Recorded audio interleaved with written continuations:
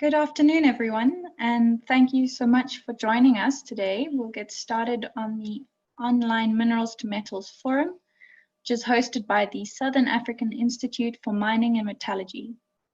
During the discussion, please type your questions in the Q&A section in the toolbox at the bottom of your screen.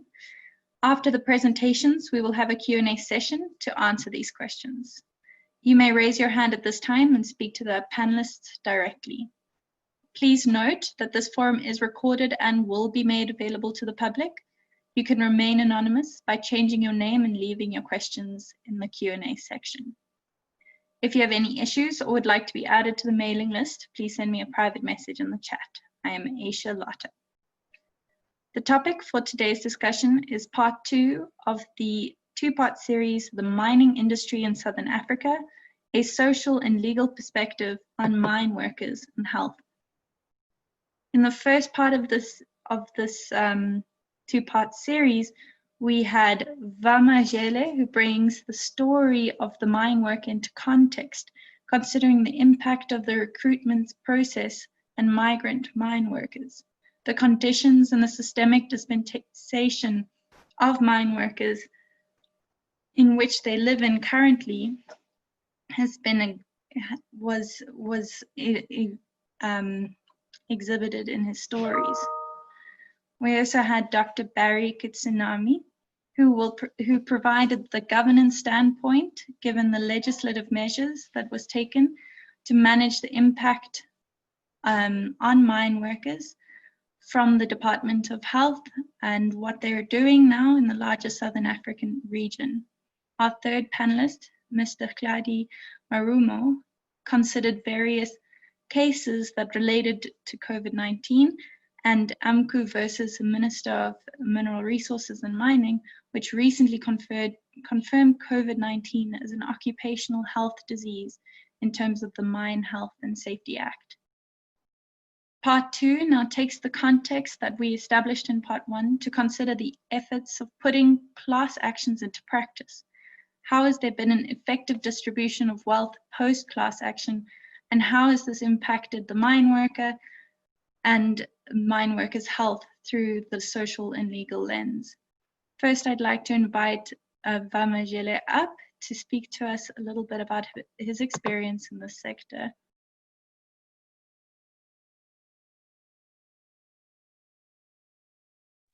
Hi, good afternoon, Aysha.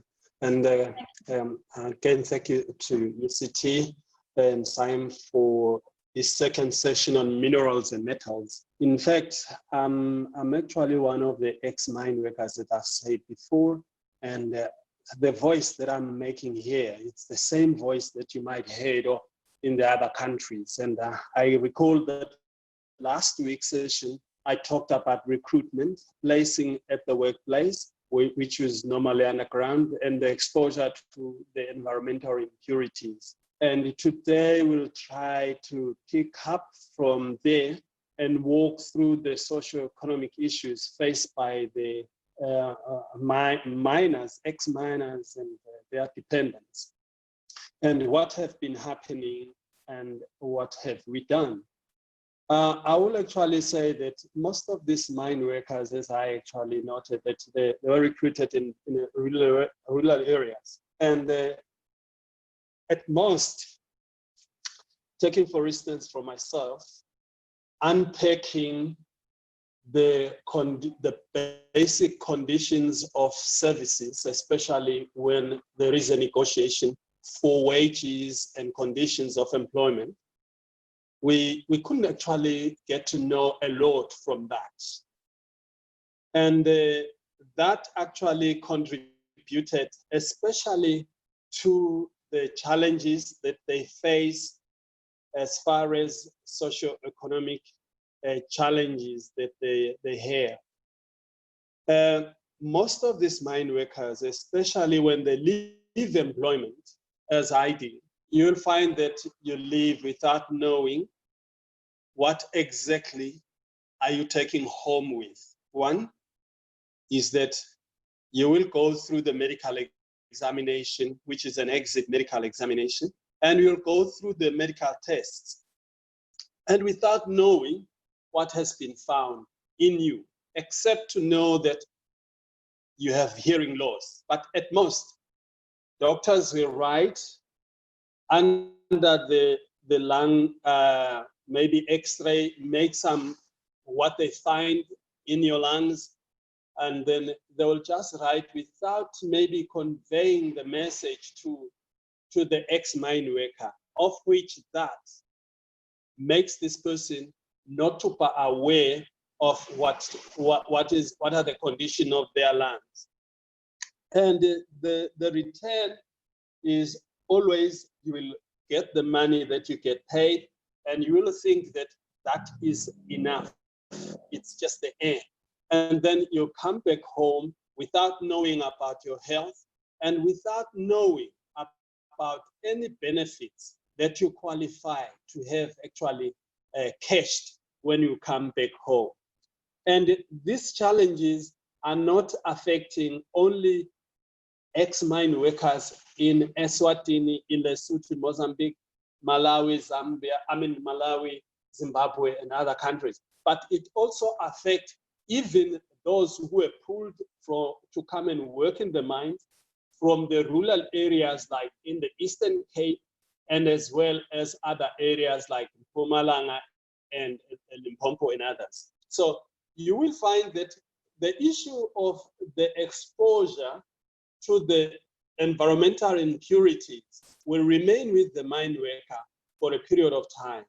And then also those miners left behind an accumulation of unclaimed benefits. I think Barry even last time talked about the unclaimed benefits, the values, of which those values that are left behind are the values that can actually change lives for those ex-mine workers or dependents in those communities. And currently, we have seen some of the best practices when we come up and form a regional association of mine workers in 2012, which is called Southern African Miners Association, which got affiliates in Lesotho, in Mozambique, in Eswatini, in South Africa, in Botswana, in Malawi, in Zimbabwe, and as well as Namibia. And this coming together of these voices actually bring a very, very strong advocacy. And then you will know that we came up to come up with the TB declaration in the mining sector, which is the SATEC declaration of TB in the mining sector. And then we started a program in that. But within those lines, the issue of TB remained an uncompassable disease. And up until 2010, 2012, we started to talk to some of the law firms. We started to work with Richard Spool. And I remember very well, my first meeting was with Richard Spool and some colleagues from Montland Rice from the United States of America, where we were talking about coming up with a class action. But nevertheless, the class action was the second component. And the other side was the issue of medical examinations, because most of those that left South Africa are supposed to do medical evaluation every 2 years. So we took those two together to advocate for. And then the third one was the issue of unclaimed benefit. We worked very well with different private sector and different partners. You will know for sure that the issues of mine workers are very complex in nature because it doesn't fall in one department. It will fall for injuries, it will fall to rent mutual assurance.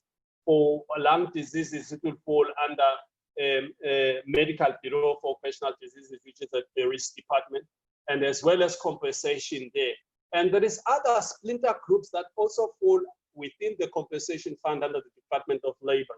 And then you will know that the issues of them becoming very complex because on the other side, in the countries, we have to work with the different departments of government in order to achieve that.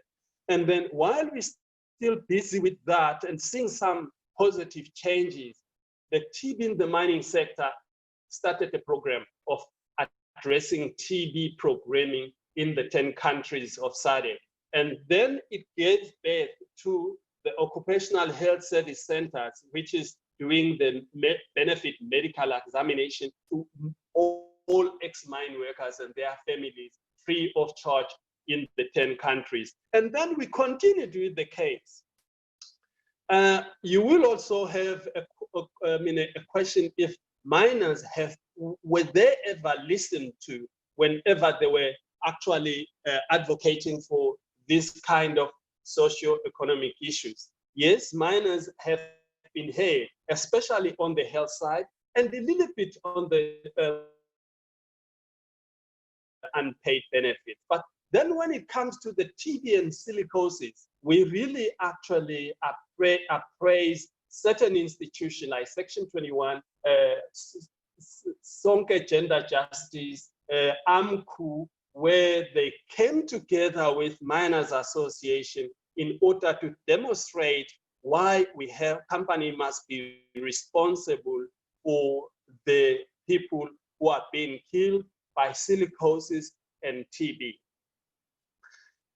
We came up with different stages, and our participation has been very high in the silicosis and TB case. Up until to the end, I'm sure that when then the settlement was actually introduced, where about 5 billion was put in the table, it was the time when we saw the fall of the importance of miners associations. And then when you look at the judgment in May 2016 for the hearing of the class, it was stated very clearly that Southern Africa Miners Association and its affiliate are the main source where ex-mine workers can actually access information on progress of the silicosis case. We are happy that the settlement was reached in July, was approved in July 2019. And then after that, a trust was actually set or was established. And then it was signed off by Master of High Court, and I think in February 2020. But during this period, our expectation has been very high that we want to see these ex-mine workers getting compensated, not only from the Tiamiso Trust for the 5 billion, but also within the Compensation Commissioner for Occupational Diseases. Yes, with the occupational, with the CCOD, which is the Compensation Commissioner, there has been a relationship, and there has been an improved payment, but not to a point that the ex-mine workers and dependents are happy with. The reason why they are not happy is because, one, TB has not been a compensable disease, but what the company, what the Compensation Commissioner will pay is the loss of earnings. But this loss of earnings are not calculated the time the companies report for TB. It's actually calculated the time when the person comes to claim. And it takes very long when this person has submitted all the paperwork that is necessary. And then when this calculation comes back, they find that the other paperwork that was done, especially the account that was opened, might have been closed or suspended because there was no funding coming into it. And then the miner has to start back, or the dependent has to start back again. And you will also know that for sure that whenever you register your name and surname, sometimes the officials at the recruitment right away want the name to be written. And then you find that sometimes there is no good connection for your name to the names that are in the paper, and as well as the age. Long time ago, the age was written in the passport that I was only 59. And then when you go to the record, it says 1 January 1959, and automatically, it's when I come back and say that I was born in 10 October, it seems as though I'm not the person that was born in 1 January 1959. So there is a lot of complex issues that existed there. I will make an example for the Mozambican. To make a claim is a challenge for them because of the language barrier and others. And also, you will know that calling to South Africa, it's quite expensive. And again, the claimants do not speak the language. They will find that person who will pick up the phone on the other side, and it becomes very complex. But let me move again to the Tiamiso Trust, as it has been established. I will agree that most of the companies, whenever they actually discharge or send them an ex-miner home because of TB and silicosis, they have got assurance that that miner will die, whereas most of them, some of them do not die, and they stand up to claim. But coming to the silicosis case, we have been seeing a lot of challenges. Miners are dying in numbers because of COVID-19. And then on the other side, the information that comes from the Tiamiso Trust is designed in Sandton. And those people in Sandton, they know nothing about the rural life. And the way they communicate at that strategic level, whereas we would like some of these things being done with the Miners Association, making contribution on the communication strategy to ensure that the information is able to reach the targeted audience, and in a way that those targeted audience are able to know or understand and be able to interpret it. So the issue of access to this information is becoming a very serious challenge. And again, the communication purposely got very confusing, especially to the claimants, which are ex-mine workers and the dependents. And also the people that they normally actually will consult, will be consulted by these mine workers, sometimes do not have, which also gives distorted information. And it gives an opportunity to tout for those people who makes money to the ex-mine workers. You will recall that on unclaimed benefits, it has been Donovan and others, and they made a lot of money out of them.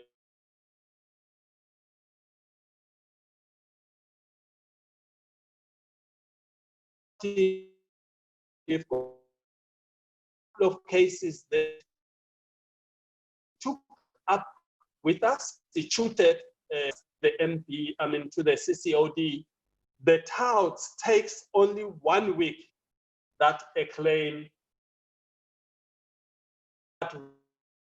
the person goes where we live in a sense.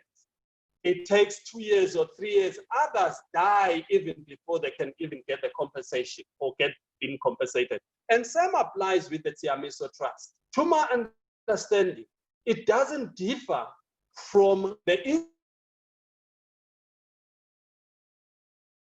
benefits, because the voices of the ex-mine workers are not in the decision-making level. Same applies with the trustees of the Tiamiso Trust. When you look at the makeup of those trustees, I don't have the problem with their qualification. I don't have the problem with their statutory responsibilities, but I'm looking at the representation of the real voices. It's actually absent. And the absence of these voices is the one that lead them not to see any agency. If you can listen to what the chair of the Tladi Trust said on the media some time ago, he said that in a week's time, we'll see the first payment. Who knows in a week's time? How many weeks have gone past without seeing any first claimant paid? They always come up with this empty, untargeted, unknown target statement of saying that they will be paid. And the other area that we also take note of, the functioning of the Tladi Trust.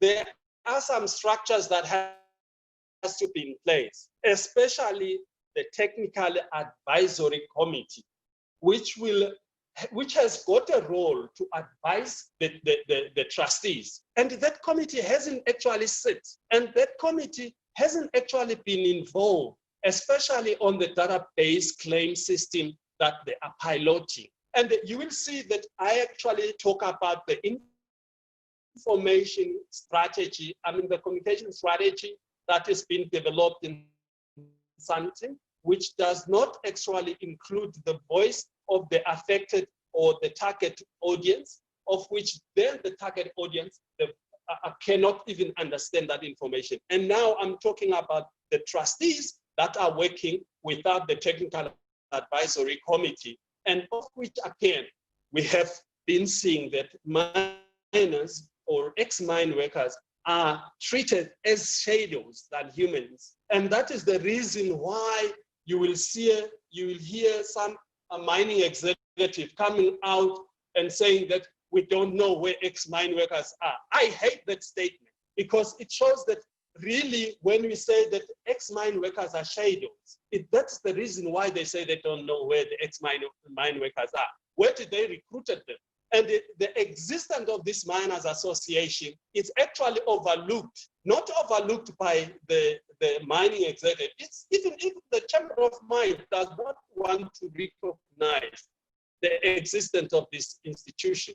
And maybe I will also talk about the payment underway was supposed to have, whoever that will be paid his compensation, we need to ensure that the person is offered financial literacy, because this is the last money they can get. And we would like to see that how can that last money they get be sustainable for a period of time. And also that money they get, they use it or they invest it in a way that it has got to have some return. And maybe I will also talk about the balance of the representation based on differing opinion and perspective and interests that have the opportunity to participate. I will say that in order for any trustee which has got monies of a certain segment of the society, that society has to be represented in that board. We are aware, I don't want anybody to ask me a question of, oh, you know that there is some trustees that were appointed to represent the claimants. We are aware of the trustees, that is two of them, which were actually nominated by the class attorneys. But if you can look, there is no link between the affected population to those trustees. We are aware of their mandate and their contractual obligations, but I think their role has to be the ear of the ex-mine workers. They have to listen to the ex-mine workers or the key targeted population for the 5 billion, which is the miners with TB and silicosis, to take up their issue and put the agency to the board. And looking at the COVID-19, we cannot simply say it's an excuse. Life goes on. Even now in COVID-19, life goes on. We've been actually calling, we've been writing the Tladi Trust for a period of time, trying to look at how best we can actually be of assistance, because we are on the ground. They've got the information from the database, which was still collected by us when we were registering the claimants to the case. And secondly, they've got the database that we also worked we collected for the MBOD within the countries of Lesotho, Eswatini, Mozambique, Botswana, and others. So I don't foresee any reason why these trustees are not consulting properly. But on the other hand, I will just simply say that the voices of these miners is not heard. And I will say that the challenges that of non-paying to the claimants will continue because of the way the trust is actually structured. And maybe I will close by saying we are actually following this matter, and we would like to see that to it how best we can work with the trustees. But there are many things that has to be online, like taking, for instance, we are looking at governments that, especially the government of South Africa, that it can improve the compensation system, because look, we have seen ex-mine workers suffering from silicosis and they cannot be employed anywhere. They are not employable because of silicosis, but then they are paid a lump sum. So we would like to see them fulfilling the government would like to see them fulfilling the broken promises, because really we don't see any reason why they are not covered. Previously, the MPOD, or even in nowadays, they are paying pension to those white employees that were members of the white mine workers union. But then after the 1994 story, when the black people come to be beneficiary, then there was change in this law. But we would like to see the reforms to the law, and we would like to see that there is a change and there is justice. But I will end to say that the delaying of the delivery of this is not different from justice denied, especially to the sick mine workers, to the dying ex-mine workers with TB and silicosis. Thank you so much, Vama. That was really insightful. I was scribbling away on my book, just trying to get all your points down, because it's really, really fascinating to see all the challenges and try to really understand what's going on post the Tiamiso's trust set up, and what's actually happening and how mine workers are being communicated with or not. I do think that maybe a financial literacy program for mine workers specifically should be a part of the whole process, and it might even be a good topic to take forward in the MTM forum. So now I'd like to invite Barry Kistnasamy on to give his presentation. Thank you. Thanks, Aysha, and greetings to everybody. I'm not too sure what the different time zones that people might be in, but just to quickly summarize, last week I did quite an extensive presentation that dealt with the legacy of the law, and Aysha, you'd captured most of that, and then the government processes. I thought this week we're going to go into much more looking at what's the way forward. So in social protection funds, as an upper middle income country, South Africa sits up there in terms of a range of social protection funds, of which compensation for the mine workers is one part of it, and in fact the most minimalist part.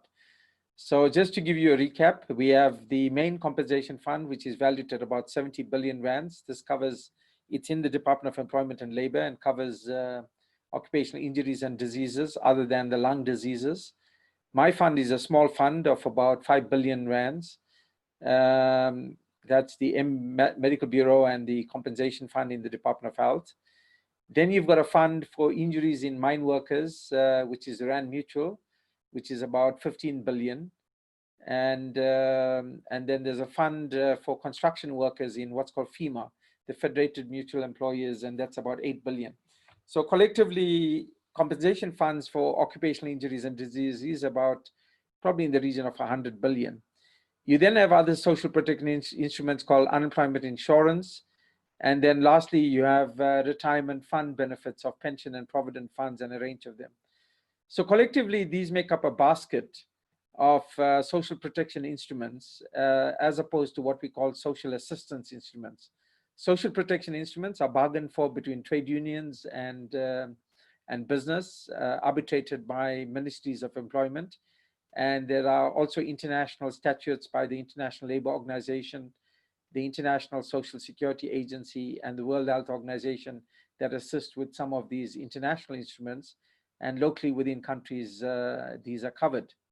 So you have, and social assistance, of course, is for the poverty alleviation in the main, and there's a range of stuff, especially with COVID-19, that's being looked at in terms of some of the work being done by the Department of Social Development on the poverty alleviation, nutritional support, food hampers, and those parts of it. There is a discussion which has started on the basic income grant and whether that should be revisited in terms of all households in the country. Whereas the social protection instruments mainly are for formal sector workers. There's a large grouping of informal sector workers, 5 million of them, street traders, minibus taxi drivers, etc., who actually are not covered in terms of many of these social protection instruments. So what we've been discussing here has been narrowed down to mining as a subset of the worker populations and the difficulties that mine workers face in accessing inputs. The difficulty that many of us have had is that we're not concentrating on prevention. Compensation is the last resort in a process. So one of the big issues is what are we doing about the preventive aspects in occupational health and safety that prevents people from falling off the ladder, getting injured, getting occupational lung diseases. And that's been a very difficult part in terms of even working with unions in terms of ensuring that that part of it is covered. So if compensation is the last resort and all the difficulties with compensation, which Vama pointed out, of access, getting to understand where people are, many of the diseases that we're dealing with that I spoke about last week, they occur 10 to 20 years later. It's a slow death. It's a slow inflammation of the lungs. And many people attribute it at times to old age because they get shortness of breath. There's an overlapping now with COVID of similar symptoms in terms of that, but people just think that it's old age that's creeping up on them, that they've had a tough life as a mine worker and don't realize that it could be an occupational lung disease. So linked to that is the whole issue around the provision of the services and inputs. But that occupational diseases are very unlike occupational injuries. And one of the big issues is that there's not enough trained professionals to note occupational diseases. And secondly, you need special diagnostic tools to deliver this. So these are all of the problems that we've had historically. And if you go back in the laws of the land from 1912 to current and the initial parts of the provisions of the law that basically militated against the majority of the African workforce, then we sit with the problems of also in the mid-70s where we had the Homeland System. The law that I currently run refers to the Republic of South Africa, and at that stage it was a narrowly drawn Republic of South Africa. It didn't consider people in the what was called Transkei, Botswana, Venda, and Ciskei, and it definitely didn't consider neighboring country workers. So most of that law says, you direct services within the Republic of South Africa in terms of the 1973 Act. Now we are going to do some amendments, but that's taking time. But let's get to the discussions that you're having about equitable distribution and inputs. Well, so some of the macro issues is how do we deal with a subset of mine workers within the overall framework of 15 million workers in South Africa, and probably in the region of closer to 25 to 30 million workers in the region, because workers are in multiple issues. So could we take lessons learned from us? And what I'd ask of Vama is what inputs are being made in terms of interventions in his own country, Eswatini, in terms of workers' rights and social protection instruments for workers. There are mine workers in many of the countries in Southern Africa. And we initially began a program with the TB in the mining sector program, which said, can we start dealing beyond the compensation issues with the prevention interventions? Could there be harmonization of laws? Could there be harmonization of work processes? What should we be doing about building up the cadre of occupational health professionals, of building up the cadre of health and safety inspectors within ministries of labor and ministries of mines? So these are things that we have raised as the government of South Africa in the forums that we are in, because it's not worthwhile just continuing with an issue of dealing with a South African problem when this is a problem in Southern Africa, and then north of the borders, it is even a problem across the borders in terms of the AU. So redistribution of wealth, redistribution of issues around health and safety interventions that had to be made, is that we've raised very serious issues, including working with the Minerals Council of South Africa and transnational and multinational corporations about holding them accountable in multiple boardrooms. So beyond class action lawsuits, how do you hold somebody accountable in terms of international laws on, in the first instance, well, there's morality that we should not be maiming and diseasing workers. But the issue is that why is it that we have completely different jurisdictional issues in terms of, for example, dust levels? Why would a dust level that a mine worker in Canada is very different to a mine worker in South Africa being exposed to those kind of dust levels? Now, we've not heard the voices of the trade unions on these kind of debates. Is it that mine workers in Canada have weaker lungs and therefore can only tolerate a dust level that's 3 times lower than the rules of dust levels in South Africa? Is it that a mine worker in Australia at half the dust levels of South Africa doing mining, same silica dust or, you know, different processes?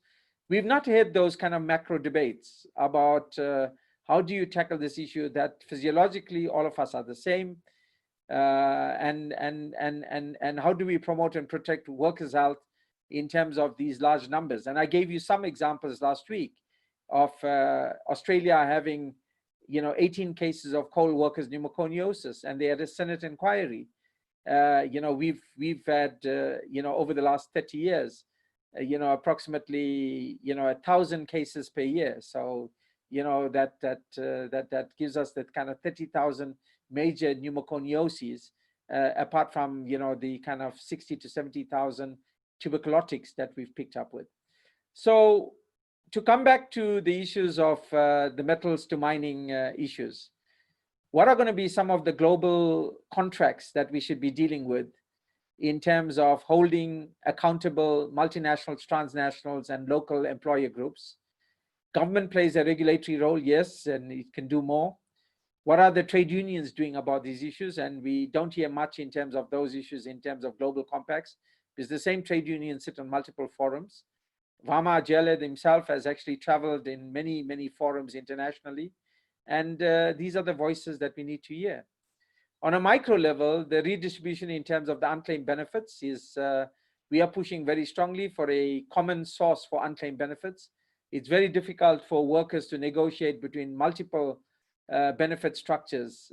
Each of them are asking for the same documents, your ID book, your work record, and if it's families, they need a whole lot of documentation from the Master of the High Court, and you know, whether you're a dependent, what about customary and traditional marriages? So we said a one-stop service process is what we are pushing for as government of South Africa, and we hope that we will ultimately land up with those issues. On the differentiated payment and historical legacy issues, it's we are going to be amending the Act, and we will be looking at some of those issues going forward. But the pensions issues and the lump sum payments is a vexing question in many ways. There are points of view about paying out the lump sum payment because sometimes people don't live long enough to enjoy the benefits of a pension, given the other issues. So those things are up for debate and discussion as we go forward in terms of some of the amendments. So let me summarize. We've got a legacy of a 1912 system that's not fit for purpose and not fit for function, and basically collapsed in 1973 when the system was widened. There are multiple issues affecting social protection benefits that are not tackled in in a very singular, uniform way. So we take a very narrow approach to things. And the third issue is, what are the global and international and transnational compacts that we should be dealing with? And what are the voices of academics, people that are doing the research in this area should be doing? And what should we be doing in the Southern Africa area for harmonization? Thanks, Chair. Maybe I should hand back to you. Thank you so much. Yes, I completely agree, obviously, that we're dealing with incredibly difficult legacy issues. And right now, we have to take a very blended approach of both mitigating the past, managing the present, and preventing further damage. So yeah, an accountability structure through some sort of global contract, and obviously having strong negotiating skills of that is definitely necessary. Can I quickly hand over to Tladi Marumo, who will take us through his presentation. Thank you very much, Aysha, and good day to everyone. I understand for some it's afternoon and for others it's the morning.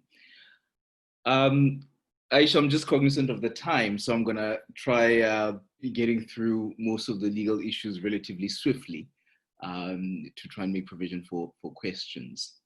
And thank you to my former panelists, Vama and Barry, for that wonderful introduction, which was able to establish a really important foundation and context for me to talk about the legal aspects.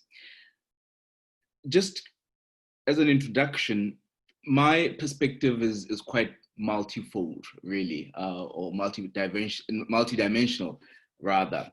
So I come from the perspective of a mining defense attorney. So my clients were the mining companies, and I've had the benefit of also acting for unions. So I've been on both sides of the fence. I've acted for mine workers, and I've also acted for mining companies. Some people may find it a bit of a contradiction, but I find it quite enhancing of one's knowledge in this area. But also I'm coming from an academic perspective. The Ngala class action and the occupational lung disease litigation in South Africa's mining industry is the subject of my research and teaching in my doctoral dissertation currently. So that's a perspective from which I am then speaking.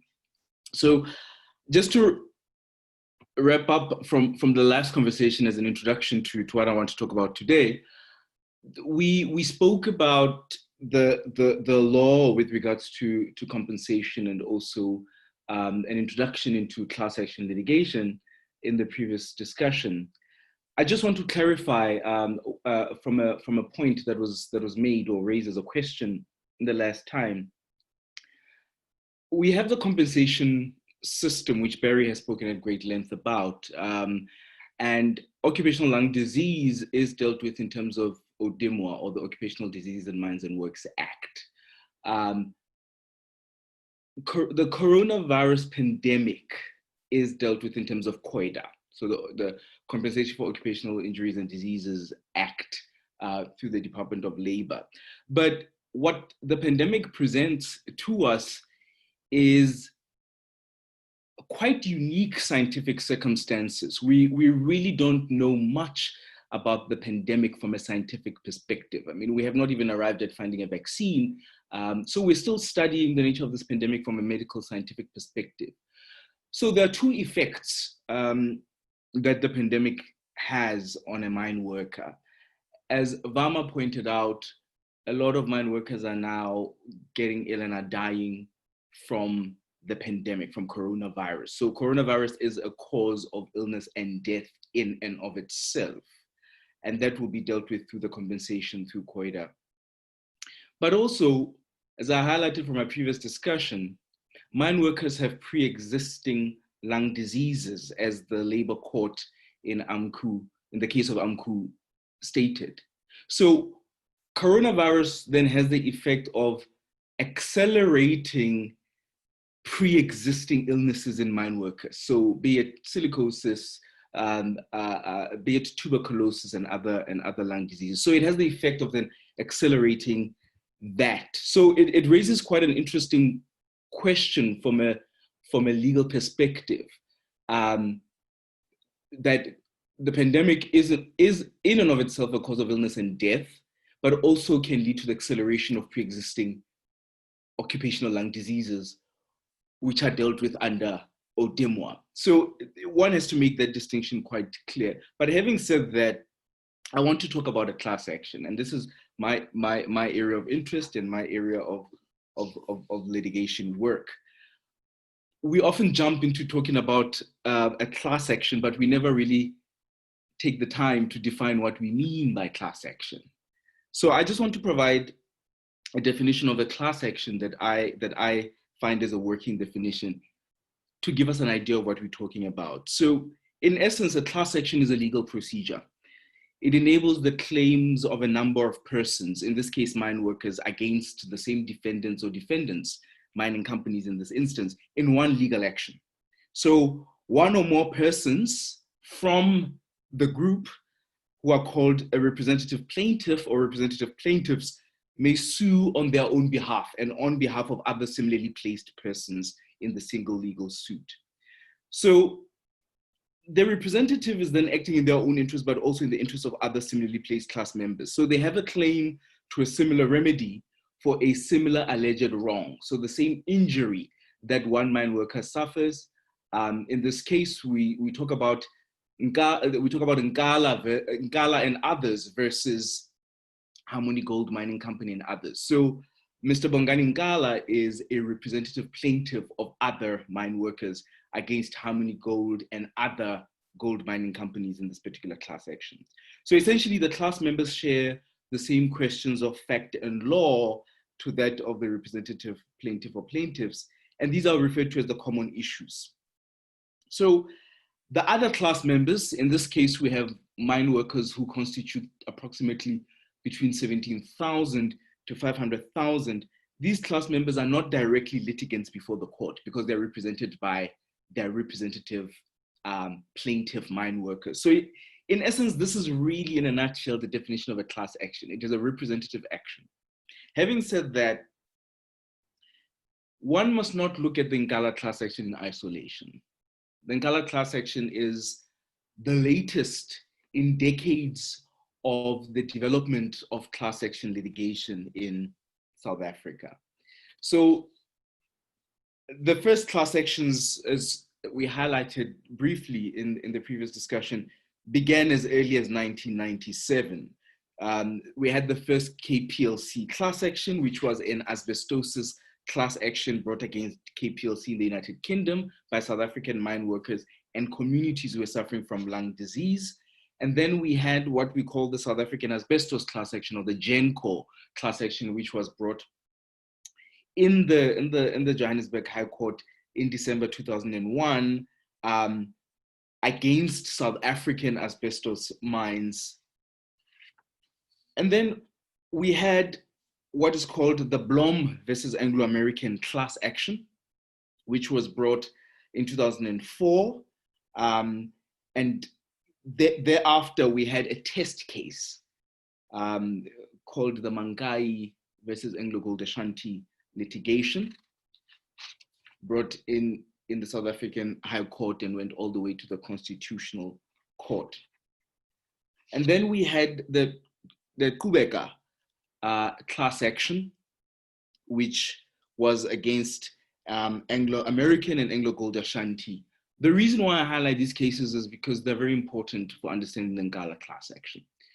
So these early class actions were brought predominantly in the United Kingdom because South Africa at the time, in the late 90s and early 2000s, had not yet developed the law on class action litigation.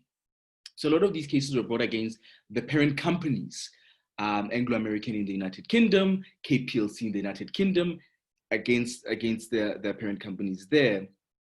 So what then happened with a lot of these class actions that they were settled out of court? So they did not run the full litigation course, they were rather settled out of court. And what then occurred was the establishment of settlement trusts. So in the GENCO class action, we had what is now called the Asbestos Relief Trust established to pay out mine workers.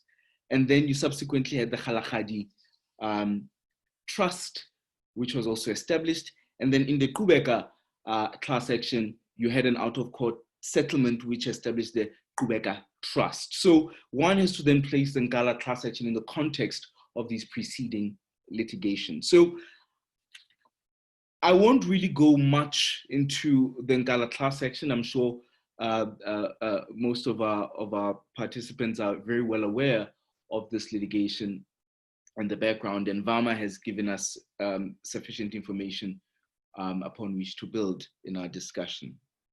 So as we know, the Ngala class action was instituted shortly after the test case, the Mankai versus Anglo Gold Ashanti Limited test case. It is a test case for the following reason.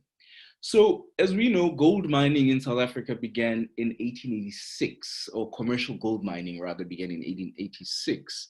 And so for over a century, mine workers, as Vama has set out, have been working and had been exposed to occupational lung diseases, predominantly silicosis and pulmonary tuberculosis, and did not have legal recourse.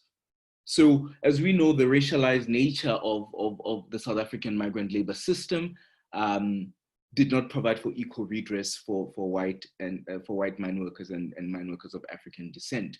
So there was no legal recourse. The belief or the understanding legally in the mining industry in South Africa was that you were entitled to statutory compensation, which then precluded any litigation. So you did not have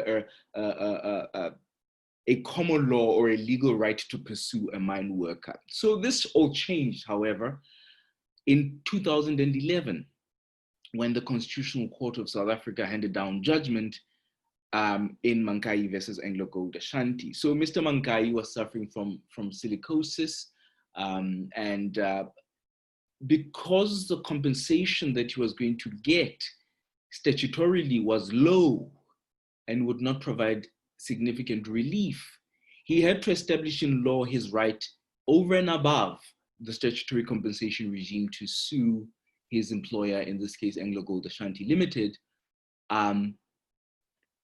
for exposure and causing him to contract this occupational lung disease. So that really here was determining whether he had a right of action or the right to sue in law. The Constitutional Court found in his favor and essentially said that when a mining company exposes a mine worker to disease, in this instance occupational lung disease, constitutionally this violated a range of rights: the right to life, the right to dignity, but also, interestingly enough, the Constitutional Court said that defined such exposure as a privatized source of violence, which was very interesting, this constitutional definition. So the Constitutional Court found that he had a right to then sue. So this really set the foundation and opened the gate for the Ngala class action, because now mine workers could sue their employers over and above their statutory compensation. So the Ngala class action, ladies and gentlemen, is in fact one of the biggest class actions in the world today. My research has been doing a comparison of occupational lung disease class actions in the United States. As we know, the United States is regarded as the home of class actions, and been looking really at a comparative analysis of litigation here and in South Africa. What is interesting about the Ngala class action is that you had the assistance and intervention of American class action lawyers assisting mine workers. Vama referred to Motley Rice.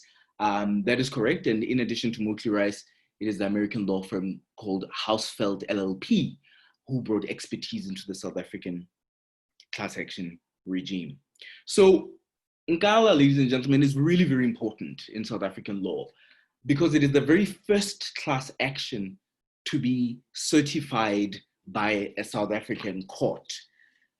We hear this word certification being mentioned quite a lot, and I want to again provide a definition really of what we mean by certification.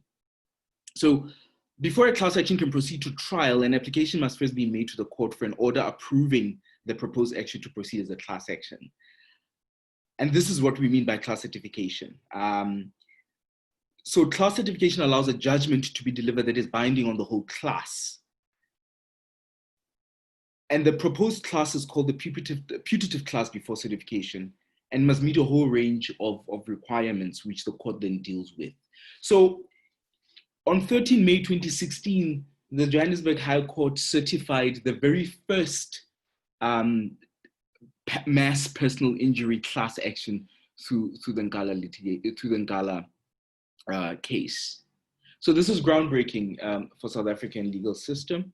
And so here you had a class action by potentially hundreds of thousands of mine workers against about 32 gold mining companies, and and these included their parent companies and subsidiaries in number.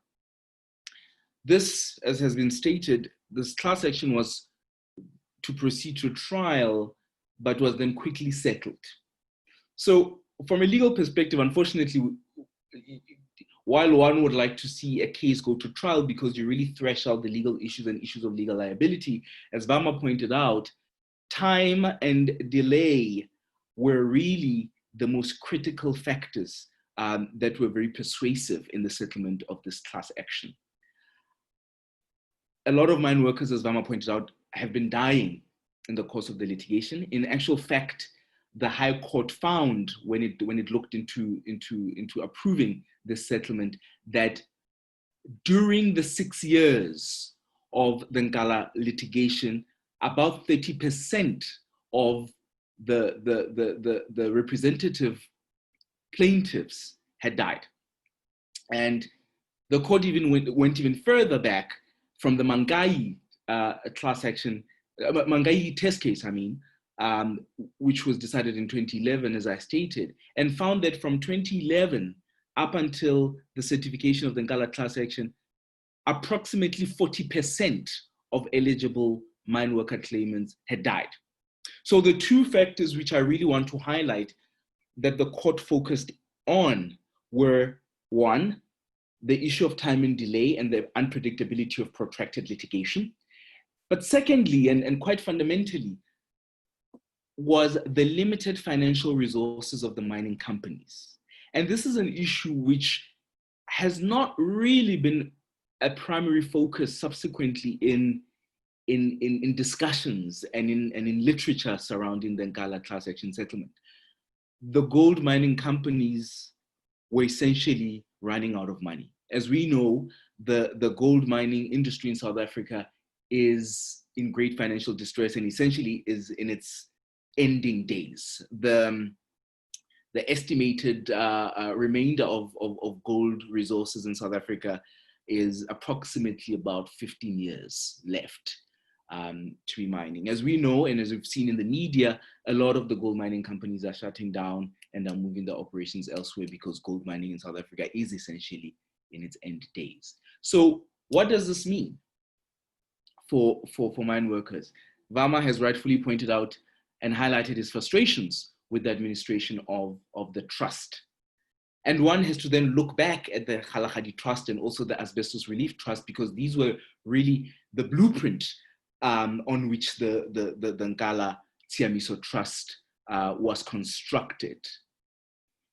Barry spoke about the need for a collaborative relationship between government and the mining sector and trade unions, etc. And that litigation and compensation is, of course, the last resort, and that there has to be institutional mechanisms implemented in the mining industry to ensure that mine workers are not exposed to disease.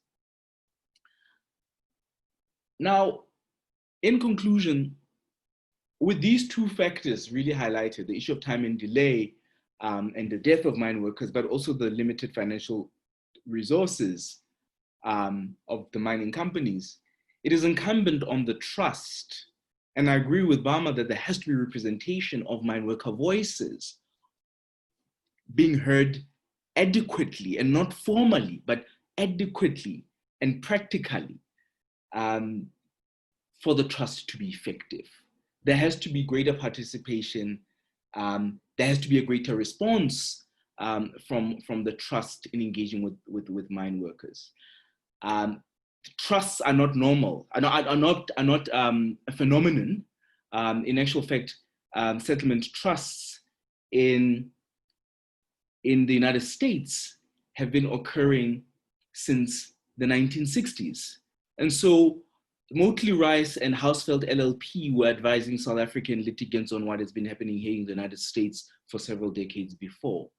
The biggest critique of settlement trusts, as I believe we are seeing with the Ngala Settlement Trust, the Tiamiso Trust, is that you're finding settlement trusts being privately established and mimicking compensation regimes, public compensation regimes, and in by so doing becoming privatized, bureaucratic, administrative compensation regimes that ultimately suffer the same fate and the same bureaucratic barriers which the public system of compensation that suffers as well. So with that, ladies and gentlemen, I have tried to condense several years of research and litigation into 15 minutes. And Aysha, I will hand over to you as I see that time is not on our side. Thank you very much. Thank you so much. Yes, you did a brilliant job of summarizing a huge body of work in 15 minutes, and I really thank you for that. We do have one question directed to you that I will take, and then unfortunately we will have to end the session. So Tladi, going forward, how do we see future medical claims being affected, i.e. could they be denied/disputed for mine workers who have had COVID-19? These are under the two assumptions. One, these workers have no previous underlying diseases, and assumption two, having COVID may make mine workers more susceptible to future diseases. Thank you for that question, Aysha, and I will. Oh, it's not my personal question, but it's an anonymous attendee. But yes. Thank you for that question, the anonymous attendee, and it is a very important question because COVID-19, as I said, does really raise new medical and scientific questions, and the law follows medical science. So what we are going to see is going to be a great deal of complication with regard to diagnosis, with regard to determination of the causation of certain illnesses, and also the causes of death. It's going, you've got underlying diseases here, and you also have coronaviruses I highlighted in the start of my discussion, which in itself can accelerate underlying diseases. I do foresee that we are going to have those challenges, and medical science would have to move very quickly to try and help us resolve those challenges. In the Ngala class action, as a point of reference or example, the huge debate was over the causation of tuberculosis. The mining companies were arguing, how are you going to show that tuberculosis was contracted on the mines? Because tuberculosis can be caused by anything. It can be caused by a contraction in private households, in the private sphere, and not simply only occupationally. So that was an issue there, which the court had to grapple with. But interestingly enough, the court managed to find a solution. Our legal system has always said you must show, but for a certain occurrence, I would not have incurred harm. That has been the traditional test in our law. But the court applied a new developed standard, which the Constitutional Court had recently developed, which was based on the evidence available, what would be the probable cause reasonably. So it is a much more broader legal test of causation. So yes, to answer the anonymous participant's question, yes, we will definitely foresee challenges, and I think medical science will have to move very quickly, but also the law would have to also evolve and be able to respond as I think the court in Ngala did, and would have to do so similarly with COVID-19. Thank you so much for your input, and thank you to everyone that presented today and for last week's presentation. Both parts will be published and open for rewatch soon. I'd like to just extend a deep gratitude for the stories and the information shared today. I really do appreciate it, and hopefully I'll be able to rope you into another discussion sometime soon, maybe something more along the lines of how to address these time delays and how to try and mitigate these accountability issues, and how to support mine workers through this financial kind of restructuring that happens once you get a lump sum of money. So yes, thank you so much all for joining, and I hope you have a lovely Wednesday afternoon. Thank you very much, Aysha, and thank you to all the participants for joining us. The car, please. Okay, goodbye. Bye.